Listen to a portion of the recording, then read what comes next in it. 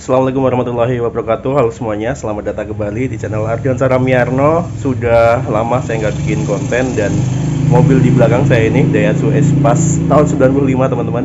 Ini juga tidak saya panasi sama sekali. Jadi sekitar 6 harian ya. Kalau misal kita panasi sekarang bagaimana? Apakah akan membuat aki tekor? Ikutin video kali ini teman-teman. Baik, jadi hari ini hari Kamis teman-teman, jam 4 lebih 3 menit, tanggal 14 bulan 12 Desember tahun 2023.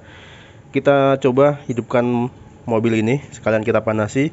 Ngomong-ngomong, saya mau ngasih tips bagi Anda yang mobilnya jarang sekali dipakai seperti mobil saya ini. Sebaiknya jangan gunakan rem tangan. Dan sebaiknya Anda ganjal aja teman-teman.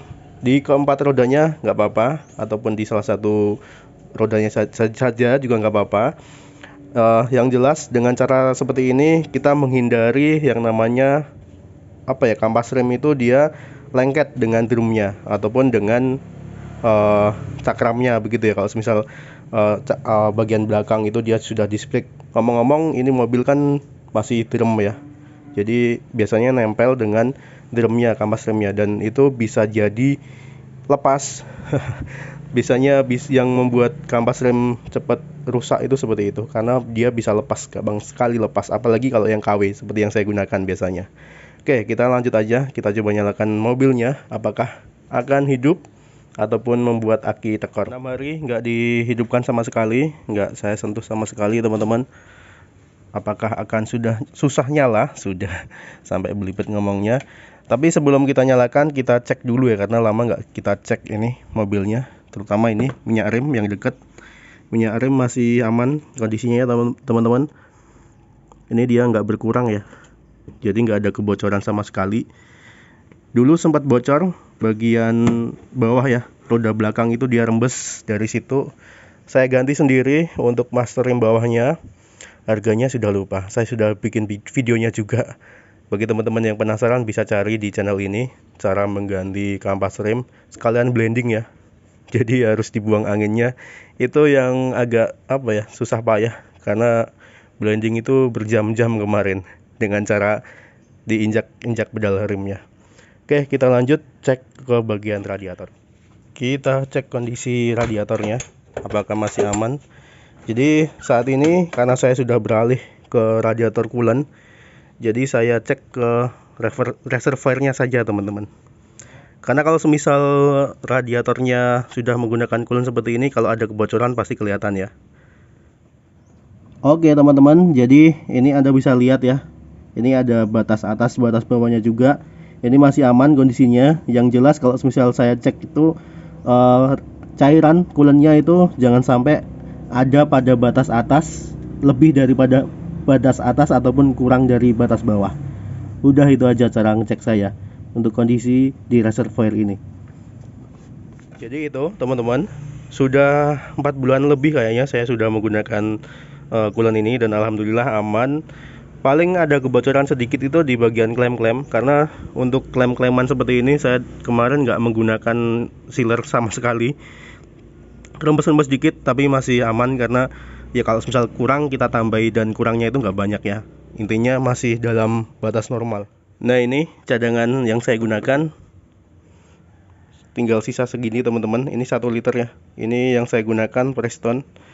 Bagi teman-teman yang pengen tahu cara saya beralih ke Preston ini, Anda bisa cari videonya di channel ini juga. Jadi sempat saya korok, setelah itu saya kuras sendiri sampai benar-benar habis airnya, karena saya biasanya menggunakan air ledeng ya di pegunungan itu 3 bulan sekali pasti saya kuras, dan ini lebih dari 4 bulan aman, nggak overheat. Paling cuma nyender di C aja, walaupun menggunakan AC juga sama aja, karena mobil ini belum dipasang lagi termostatnya, setelah dilepas ya oleh pemilik sebelum saya tentunya. Yang terakhir kita cek bagian olinya, kita cek kondisi stick olinya teman-teman yang belum tahu. Ini ya, nih stick olinya nih, kita cek kondisinya. Ini masih aman, masih di bawah lubang F ya, nggak kelihatan sih kalau misal kita lihat dari kamera itu, apalagi nggak fokus nih. Nah, ini masih aman ya.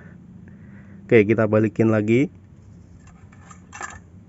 Oke, Karena ini mobil-mobil tua, jadi ini saya juga punya apa ya, bisa dikatakan cadangan kalau misal olinya kurang teman-teman. Tapi ini masih banyak sih.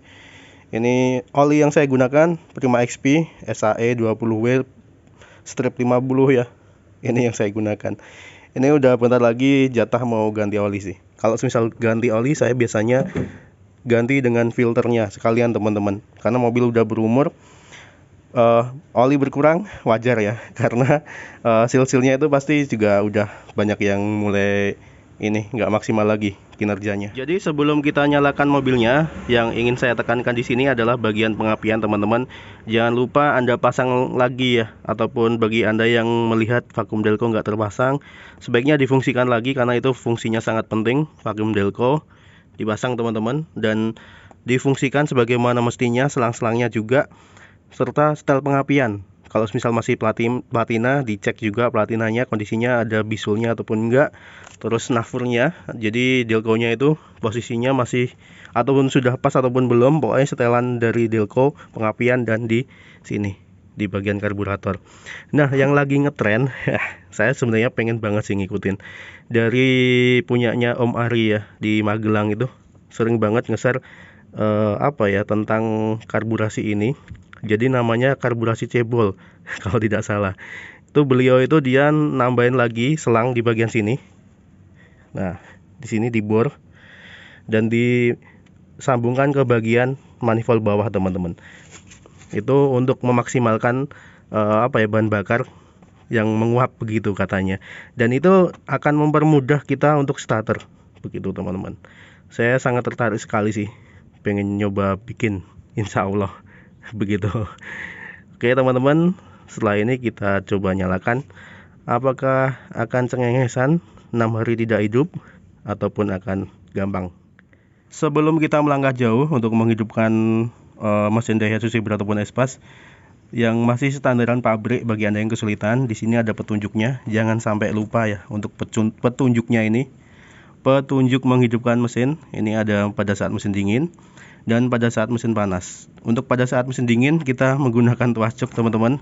Bagi yang belum tahu, tuas cok ada di bawah setir di sebelah kiri ya. Ini bentukannya seperti ini, yang ada kayak misal N-nya ini, huruf N ya. Ini punya saya udah putus, jadi sudah nggak bisa digunakan lagi. Ini tarik maksimal tombol cok posisi 1 dan kemudian hidupkan mesin dengan tanpa menginjak pedal gas. Tapi di sini kita disarankan untuk injak pedal gas 1 atau 2 kali. Nah, nanti karena saya tidak menggunakan tuas cok ini, saya akan menginjak pedal gas 3 kali teman-teman. Setelah itu kita nyalakan mesin. Tapi karena berhubung tidak menggunakan tuas cok, jadi nanti saya akan tahan pedal gasnya. Dan kemudian di sini ada tambahannya ya. Tekan tombol cok pada posisi 3, biarkan mesin menyala, diturunkan begitu. Setelah mesin panas, tekan penuh tombol cok. Nah, itu caranya seperti itu. Kalau semisal mesin dingin, bagi Anda yang masih menggunakan, masih ada ini tombol cuknya ini, sebaiknya digunakan. Kalau nggak ada sebaiknya beli sih. Tapi berhubung di sini di tempat saya belum ada, ini saya masih menggunakan cara saya sendiri teman-teman. Nah, pada saat mesin panas ini banyak banget yang kesulitan. Ini tidak diperbolehkan menggunakan tuas cok ya. Jadi kalau misal cara saya itu injak pedal gas sedikit aja, lalu di starter. Kalau misal Anda kurang yakin, di sini ada petunjuknya teman-teman. Hidupkan mesin dengan menginjak penuh pedal gas ya. 1 kali diinjak aja. Setelah itu di starter pasti akan nyala. Oke, kita langsung praktek aja. Nah, ini tuas jok adanya di sini. Punya saya sudah putus. Oke, kita hubungkan kunci kotaknya. Kita putar sampai indikatornya nyala. Setelah itu, kalau cara saya teman-teman, saya injak pedal gas 3 kali. 1, 2, 3. Dan ini saya tahan sedikit, lalu saya nyalakan mesinnya. Oh ya, jangan lupa dicek ya kondisi persneling. Jangan sampai kelupaan. Bismillahirrahmanirrahim. Nah, mesin langsung nyala. Cek gereng juga, nggak bikin tekor, aman. 6 hari nggak dinyalakan sama sekali. Dan kalau misal menggunakan cara yang masih ngetren, yang lagi viral, saya lihatnya di postingan di Facebook pedas teman-teman, pecinta Daihatsu Indonesia. Bagi Anda yang belum bergabung di grup Facebook, sebaiknya coba lihat postingan di grup pedas pecinta Daihatsu Indonesia. Nah, di situ Om Ari, domisilinya di Magelang, itu membuat cara baru. Bagus sih, saya apresiasi. Itu dia membuat tambahan selang itu tadi yang menuju ke manifold bawah teman-teman. Jadi ventilator kalau misal beliau menyebutnya, kita tidak perlu menginjak-injak pedal gas lagi seperti yang bawaan pabrik seperti ini. Tinggal diputar kunci kontaknya aja, mobil langsung hidup. Keren. Ngomong-ngomong, ini masih saya tahan ya. Saya tahan karena kondisi mesin masih dingin. Kalau misal saya lepaskan, otomatis RPM akan turun. Nah, ini sudah saya lepaskan, RPM turun. RPM biasa ya, kalau misal mesin dingin itu seperti itu kondisinya teman-teman. Jadi nggak usah khawatir. Itu pengalaman saya selama menggunakan mobil Daihatsu Zebra ataupun Espas selama kurang lebih 10 tahun. Dan jarang sekali keluar mobil ini, sampai berdebu ini. Saya pengen banget keluar menggunakan mobil ini pas waktu hujan-hujanan begitu teman-teman, sembari biar bersih ya kondisi mobilnya di bagian luar daripada dicuci. Tapi sayangnya walaupun ini udah Desember, hujannya belum turun-turun juga. Nggak tiap hari hujan. Semoga aja nanti bisa bikin video pas hujan-hujanan begitu. Kita biarkan tetap menyala mobilnya, lama nggak dipanasi soalnya. Saya mau curhat sedikit. Jadi dulu saya juga sempat kesulitan menghidupkan mobil ini, bahkan sampai frustasi ya. Karena belum mengenal karakter dari mobil Daihatsu Zebra ataupun Espas ini. Kalau misal dulu waktu belajar itu saya menggunakan mobil tahun-tahun muda seperti Honda Jazz seperti itu kita tinggal putar kunci aja, mobil sudah nyala, sudah EV ya, sudah injeksi. Tapi kalau Espas ini kan ada yang harus kita kocok atau kita injak pedal gasnya. Itu pun kadang nggak hidup dulu. Jadi ya itu teman-teman, sempat frustasi. Dan alhamdulillah setelah saya menggunakan tuah jok, pada waktu itu masih bagus ya kondisinya, tuah joknya belum putus dan normal, oke. Sudah bisa kondisinya saya menghidupkan mobil ini. Pada waktu mesin panas juga begitu, agak kesulitan. Tapi caranya kita injak pedal gas sedikit aja, lalu kita starter, ataupun enggak kita injak penuh lalu kita starter teman-teman. Itu cara saya menghidupkan mesin dari mobil Daihatsu Zebra ataupun Espas ini. Nah, kalau misal Anda masih kesulitan, yang jelas semua itu akan bermuara pada yang namanya pengapian. Sistem pengapian, baik itu dari koil, kabel, busi, delco, dan lain sebagainya, serta setelan pada bagian karburator teman-teman. Sebaiknya Anda cek, tune up begitu, cek sendiri. Kalau misal sembari belajar ya, kita cek sendiri. Kalau misal masih platina, kita cek celah platinanya masih bagus, kondisi platinanya, serta posisi nafurnya, delconya. Saya dulu nggak bisa apa-apa juga megang mobil ini, tapi setelah saya ngerti, saya pengen coba-coba sendiri dan alhamdulillah berhasil. Caranya gimana teman-teman? Anda coba gabung ke grup pada Facebook ya. Di Facebook itu banyak banget teman-teman suhu-suhu. Saya belajar awalnya dari Facebook teman-teman, dan akhirnya bisa mengenal mobil ini jauh lebih dalam lagi dan bisa mengerti karakteristik dari mobil Daihatsu Zebra ataupun Espas ini.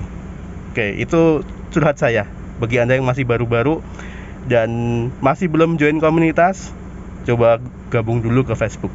Kalau misal udah gabung ke komunitas, gabung ke Facebook, bukan lagi masalah mogok ya, biasanya itu masalah modifikasi. Mobilnya enaknya dimodifikasi seperti apa.